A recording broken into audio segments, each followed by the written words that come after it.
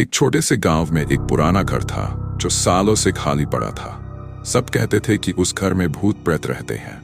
लेकिन एक दिन मनीष और उसकी बहन सोनल ने तय किया कि वे उस घर की सच्चाई जानने जाएंगे। वो दोनों घर के सामने खड़े थे। पुराना और जर्जर दिखता घर उनकी आंखों के सामने खड़ा था। दरवाजे पर एक पुराना ताला पड़ा था, लेकिन मनीष ने उसे खोल दिया। अंदर कदम रखते ही अंधेरा छा गया। कुछ अजीब सी आवाजें सुनाई दी, जैसे किसी के धीरे धीरे चलने की।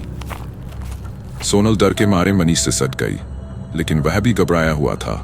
उन्होंने कमरे का दरवाजा खोला और अंदर देखा। वहां एक पुराना बिस्तर था जिसके ऊपर धूल जमा हुआ था। अचानक बिस्तर से एक हल्की सी हंसी सुनाई दी। सोनल ने मनीष से पूछा, क्या तुमने वो सुना? फिर अचानक बिस्तर से एक छोटा सा बच्चा दिखाई दिया और वह मुस्कुरा रहा था।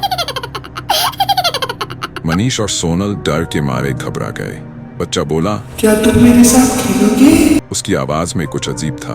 मनीष और सोनल ने सोचा कि उन्हें अब वहां से भाग जाना चाहिए, लेकिन बच्चा हंसते हुए उनकी ओर बढ़ने लगा। तुम मुझे छोड़कर नहीं जा सकते। मनीष और सोनल डरते हुए कमरे से बाहर भागने लगे, लेकिन दरवाजे का ताला अपने आप बंद हो गया। उन्हें समझ नहीं आ रहा था कि क्या करें। तभी मनीष को याद आया कि गांव में एक पुरानी कहानी थी जिसमें कहा गया था कि बच्चों के भूत प्रेत को जाल में फंसाने के लिए उनके सामने कुछ मीठा रखना होता है। मनीष ने अपनी जेब से चॉकलेट का टुकड़ा निकाला और उसे कमरे के बीच में रख दिया। जैसे ही बच्चा चॉकलेट की ओर बढ़ा, वह अचानक से ठिठक गया और फिर जैसे किसी जादू से बच्चा धीरे धीरे धुंध में बदल गया और गायब हो गया। तभी कमरे के दरवाजे का ताला खुल गया और मनीष और सोनल जल्दी से बाहर निकल आए। और उस दिन मनीष और सोनम को जीवन की सबसे बड़ी सीख मिल गई थी।